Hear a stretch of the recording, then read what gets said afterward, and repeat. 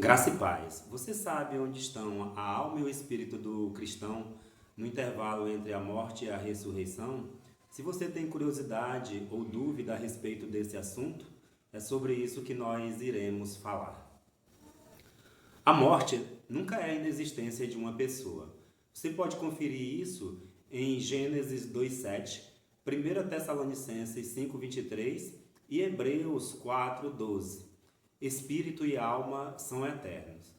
A escolha onde vamos passar essa eternidade é nossa, se com Cristo ou sem Cristo. Sobre os últimos dias ou os tempos do fim, mais de 37% da Bíblia fala sobre isso.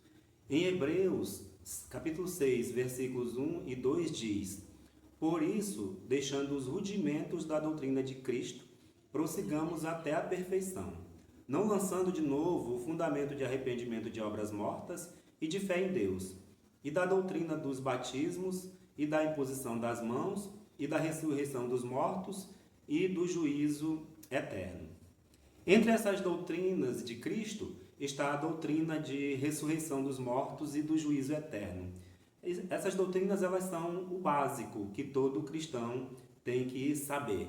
É o que fala aqui em Hebreus, que são os rudimentos da doutrina de Cristo, ou seja, os primórdios, o principal. Todo cristão tem que saber a respeito disso. E em 1 Tessalonicenses, capítulo 4, versículo 13, Paulo diz: Não quero, porém, irmãos, que sejais ignorantes acerca dos que já dormem, para que não vos entristeçais como os demais que não têm esperança.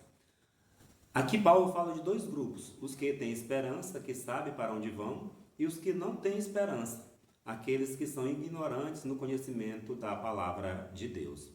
O alerta de Paulo é que não fiquemos tristes pela ignorância de não saber que os que morreram em Cristo já estão com Cristo.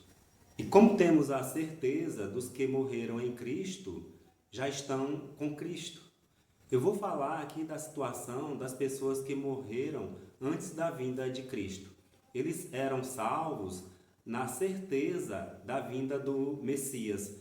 Podemos conferir algumas passagens na Bíblia que falam sobre esta vinda de Cristo.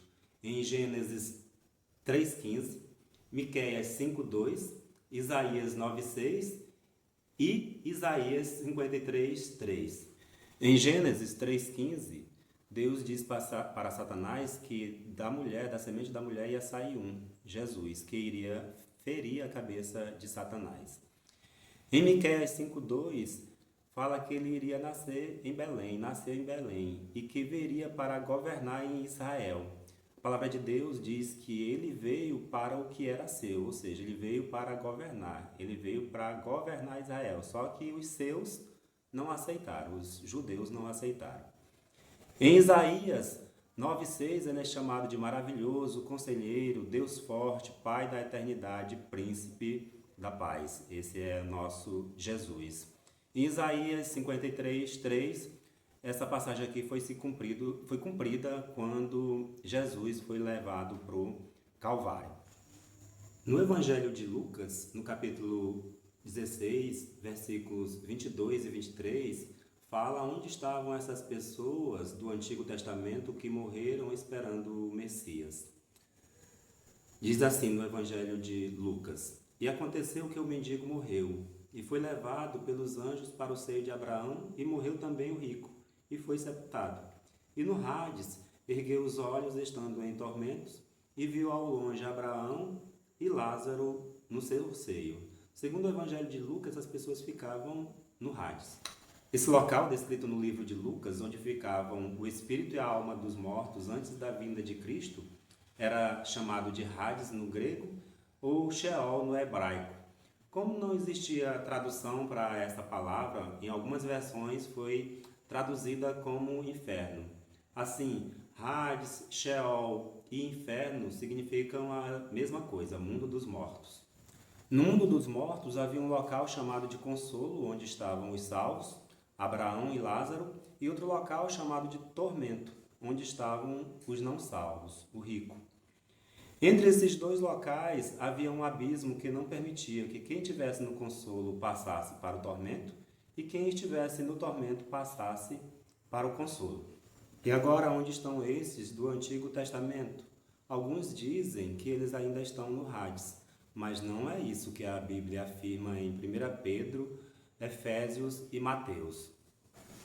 Em 1 Pedro 3,19 diz que no qual também foi e pregou aos espíritos em prisão. Jesus passou 3 dias morto antes de ressuscitar. Neste intervalo, ele desceu ao Hades, no mundo dos mortos, e pregou aos espíritos que ali estavam em prisão, no cativeiro. Em Efésios 4,8 diz que, subindo ao alto, levou cativo o cativeiro e deu dons aos homens. Ou seja, ele levou os que estavam em prisão, no cativeiro. Em Mateus 16,18 diz: Pois também eu te digo que tu és Pedro, e sob esta pedra edificarei a minha igreja, e as portas do inferno não prevalecerão contra ela. No versículo anterior, Jesus pergunta para os discípulos quem ele era, e Pedro responde: Tu és o Cristo, o Filho do Deus vivo. E Jesus diz assim para ele: Sobre esta pedra, ou seja, sobre esta palavra, eu edificarei a minha igreja. Ele disse edificarei, a igreja não foi edificada naquele momento. A igreja foi edificada somente após a morte e a ressurreição de Cristo, que está descrito lá no livro de Atos, no 2º capítulo. E Jesus continua dizendo: e as portas do Hades, ou seja, as portas do inferno, não prevalecerão contra ela, contra a minha igreja. Então, o Hades, o inferno, não segurou mais a igreja e os que são de Cristo. Então, hoje, lá no Hades, só tem lugar de tormento, não tem mais o consolo, porque todos os que estavam no consolo já subiram com Cristo. Vamos ver o que a Bíblia fala a respeito disso. Em Atos, capítulo 7, versículos 56, 57 e 59, fala a respeito da morte de Estevão. E disse Estevão: Eis que vejo os céus abertos e o Filho do Homem que está em pé à mão direita de Deus, ou seja, Jesus em pé à mão direita de Deus. Essa foi a visão de Estevão. Mas eles gritavam com grande voz. Eles quem? Os judeus que não creram em Cristo. Taparam os seus ouvidos e arremeteram unânimes contra ele e apedrejaram a Estevão, que em invocação dizia: Senhor Jesus, recebe o meu espírito. Nessa visão, Estevão tinha a certeza quem iria recepcionar ele, o próprio Cristo, que estava em pé à mão direita de Deus para recepcionar Estevão. Vamos ver o que Paulo fala em 2 Coríntios 5:8. Ele diz: Mas temos a confiança e desejamos antes de deixar este corpo, ou seja, morrer, para habitar com o Senhor. Então ele tinha a certeza que se ele morresse naquele momento, ele iria habitar com o Senhor e não iria para o Hades como pessoas ainda pensam, que cristãos ainda estão aguardando no Hades. E em Filipenses, capítulo 1, versículo 21 e 23, Paulo também diz: Porque para mim o viver é Cristo e o morrer é ganho.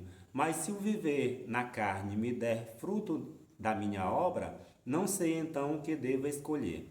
Mas de ambos os lados estou em aperto, tendo desejo de partir e estar com Cristo, porque isto é ainda muito melhor. Em algumas versões diz que é infinitamente melhor.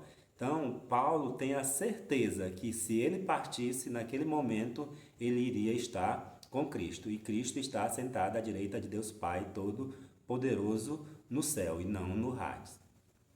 Mas para finalizar, vamos ver o que João fala em Apocalipse, capítulo 6, versículo 9 e 10. Diz assim: E havendo aberto o 5º selo, isso aqui foi uma visão que João teve. Vi debaixo do altar as almas que estavam mortos por amor da palavra de Deus e por amor do testemunho que deram. Então a visão de João foi ter visto as almas debaixo do altar de Deus e que clamavam com grande voz dizendo: Até quando, ó verdadeiro e santo dominador, não julgas e vinga o sangue dos que habitam sobre a terra? Existem outras visões a respeito do estado intermediário dos mortos, mas o mais importante é sabermos que somos a igreja e que seremos arrebatados. E no céu iremos celebrar as bodas do Cordeiro e olhar o nosso irmão e dizer: que bom que nós estamos aqui. Se gostou desse vídeo, deixe seu gostei e envie para amigos e irmãos. Deixe também seus comentários e sugestões para outros temas. Obrigado.